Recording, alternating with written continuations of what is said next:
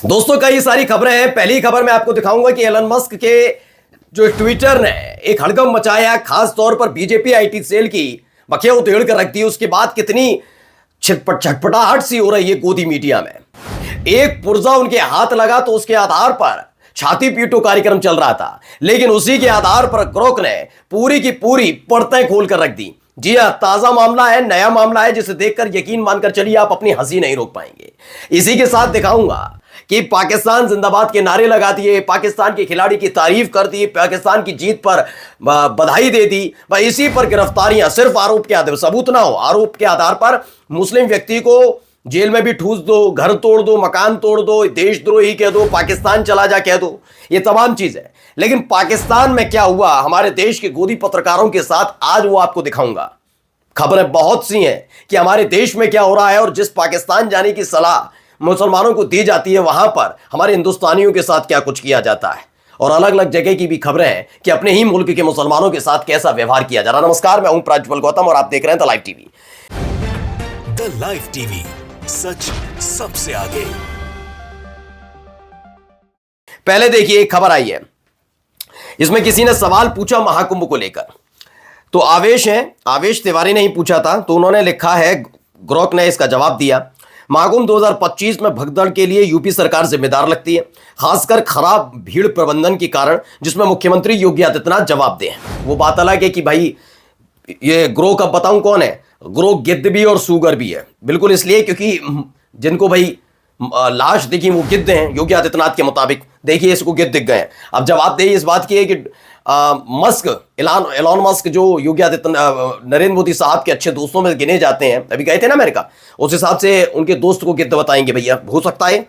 इसमें लिखा 30 मौतों की आधिकारिक संख्या पर सवाल है। कुछ रिपोर्ट्स में 79 तक मौतें बताई गई, जो पारदर्शिता की कमी दिखाता है। 29 जनवरी को मौनी अमावस्या के दिन यह हादसा हुआ, जिसमें 60 घायल हुए। सरकार पर आंकड़े छिपाने और वीआईपी कल्चर को बढ़ावा देने का आरोप है। जांच चल रही, पर लापरवाही साफ है, यानी पूरी परतें खोलकर रख दी।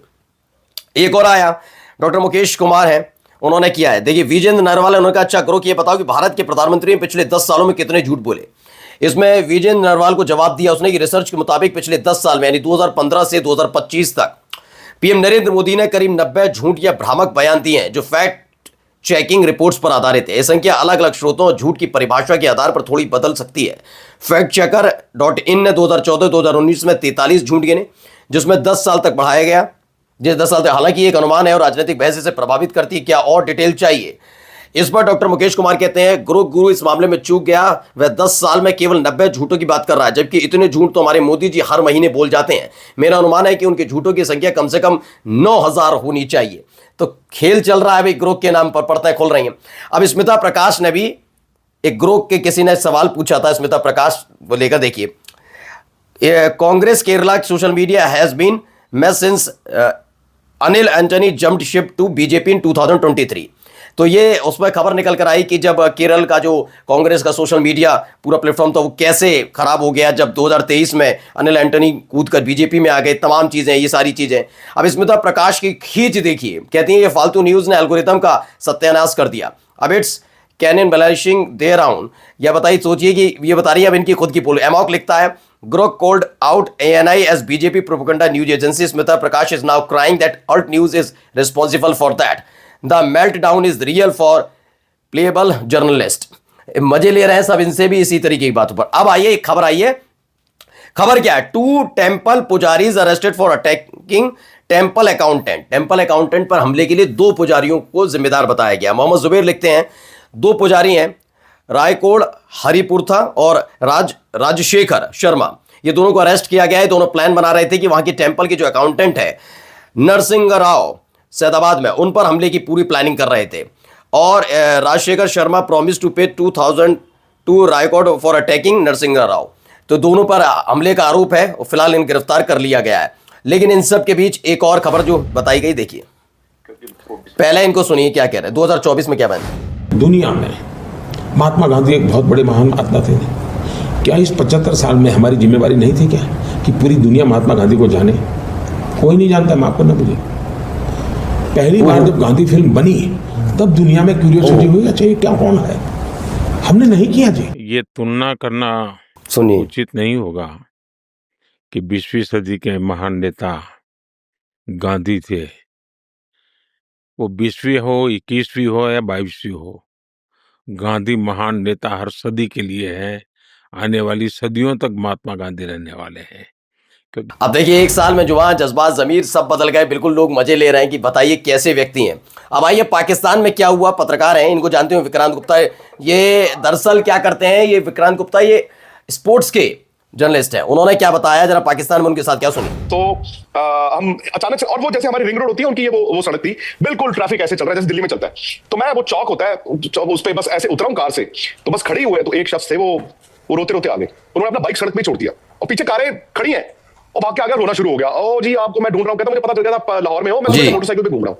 वो आरसीबी की जर्सी पहन के आए हुए थे, आरसीबी की जर्सी पहन के आए हुए थे, और वो मतलब ही वाज सो मतलब श्योर वो हमारी स्पोर्ट्स की टीम के हर इंसान के लिए गिफ्ट लेके आए हुए थे। उन्होंने मुझे वो दिखाई, गिफ्ट लेकर आए थे। अब सोचिए, ये पाकिस्तान के अंदर हमारे देश के जर्नलिस्ट के साथ होता है, जर्नलिस्ट के साथ होता है, जो दिन रात गंदगी उगलते हैं, जो पाकिस्तान चले जाने की सलाह देने वाली खबरें चलाते हैं, उनके साथ भी कैसा व्यवहार होता है आप समझिए। लेकिन हमारे देश में हमारे ही लोगों के साथ क्या हो रहा है, जरा देखिए। 4 जण अल्पवयीन आहेत, तुमच्या माझ्यासारखा जो 5वा सुनते आइए, अभी बताता हूं उसमें क्या कहानी। दगडफेक करू नका म्हणून सांगितलं। दरअसल ये मराठी में बोला जा रहा है। डोंबिवली है मुंबई में, वहां पर हुआ है मुसलमानों के आर्थिक बहिष्कार का खुला आह्वान हिंदुवादियों ने किया है। मुसलमानों को बताया है अपना सबसे बड़ा दुश्मन था मुस्लिम की ये खबर है। आप खुद सोचिए क्या कुछ वहां पर किया जा रहा है। अब जब एक लगातार अनुज चौधरी के बारे में बात चल रही थी, तो एक पुलिस वाले का वीडियो ट्वीट किया गया जिसमें वो नमाज अता कर रहे हैं, वर्दी पहन रखी है, उसको लेकर अभी क्रिएट किया जा रहा है। लेकिन देखिए क्या अंतर है। यहां पर ये वीडियो निकलकर सामने आती है इनकी, और साइबर सेना यूपीएचबी इसको करती है, हेलो यूपी पुलिस। इस पर रामपुर पुलिस जवाब भी देती है, उक्त प्रकरण में नियमानुसार कार्रवाई हेतु संबंधित को अवगत कराया गया है। इस पर इतनी तत्परता आती है। और इस तस्वीर को लेकर अभी तक सिर्फ ये बताया गया कि अगर वो हनुमान के भक्त हैं तो ऐसा नहीं कहेंगे। योगी आदित्यनाथ ने कहा कि वो तो पहलवान है, उनकी भाषा से। सोचिए, नियमावली को खूंटी पर टांगने की बात खुद कही जाती है संवैधानिक पद पर बैठे हुए लोग, क्योंकि बात हिंदुओं की हो रही है। राजगौतम प्रशासन अगर वर्दी पहनकर मंदिर में नमाज अता करने वाले अफसर पर कार्रवाई कर सकता है, तो वर्दी पहनकर गदा लेकर चलने वालों पर भी कार्रवाई होनी चाहिए। यह भेदभाव बिल्कुल नहीं चलेगा। मनुवादियों, इतना याद रख लो, देश संविधान से चलेगा, तुम्हारी मनुस्मृति से नहीं। ये राजगौतम लिखते हैं। खैर, अगली खबर देखिए। मोहम्मद शफी खान अलीगढ़ से हैं। यूनिवर्सिटी में होली खेल सकते हैं, नमाज नहीं पढ़ सकते। विश्वविद्यालय नमाज पढ़ने वाले बीपीटी के छात्र को जेल भेजा गया। यह हमारे देश में मुसलमानों के साथ क्या हो रहा है देखते चलिएगा। वहीं नूर अमीन शेख लिखते हैं कि मेरठ यूनिवर्सिटी में ग्रोक से पूछा कि मेरठ यूनिवर्सिटी में मुस्लिम छात्रों की नमाज पढ़ने पर कुछ लोगों ने यूनिवर्सिटी प्रशासन पर दबाव बनाकर सुरक्षाकर्मी निलंबित करवा दिए और एक छात्र को पुलिस ने जेल भेज दिया। क्यों? मेरठ के आईआईएमटी यूनिवर्सिटी में खालिद प्रधान ने खुले में नमाज पढ़ी और वीडियो अपलोड किया, जो होली के दौरान वायरल हुआ। हिंदू समूह के विरोध के बाद यूनिवर्सिटी ने उसे और 3 सुरक्षाकर्मियों को निलंबित किया। पुलिस ने धार्मिक भावनाएं भड़काने के आरोप में 16 मार्च 2025 को उसे जेल भेज दिया। ये एक कहानी भी निकल कर आती है। तो अब आप समझिए किस तरीके से खेल किया जा रहा है। अलग अलग जगह से ये खबरें निकल कर आती हैं। लेकिन जाते जाते एक महत्वपूर्ण और खूबसूरत खबर भी देखिए। खबर है मंदिर के पुजारी श्री ज्ञानेंद्र किशोर गोस्वामी का बयान है। कहाँ के? बांके बिहारी के मंदिर के मुख्य पुजारी है। मुसलमान कारीगर ही बांके बिहारी की पोशाक बनाएंगे और मंदिर की पवित्र परंपराओं का हिस्सा, और जब तक मंदिर रहेगा ये परंपरा बनी रहेगी। इसलिए सुरेंद्र राजपूत लिखते हैं, दिन रात हिंदू मुसलमान करने वाले गोदी मीडिया वालों, बांके बिहारी मंदिर के पुजारी श्री ज्ञानेंद्र किशोर गोस्वामी का बयान है, मुस्लिम कारीगर ही बांके बिहारी की पोशाक बनाएंगे। ये मंदिर की पवित्र परंपराओं का हिस्सा है और जब तक मंदिर रहेगा ये बना रहेगा।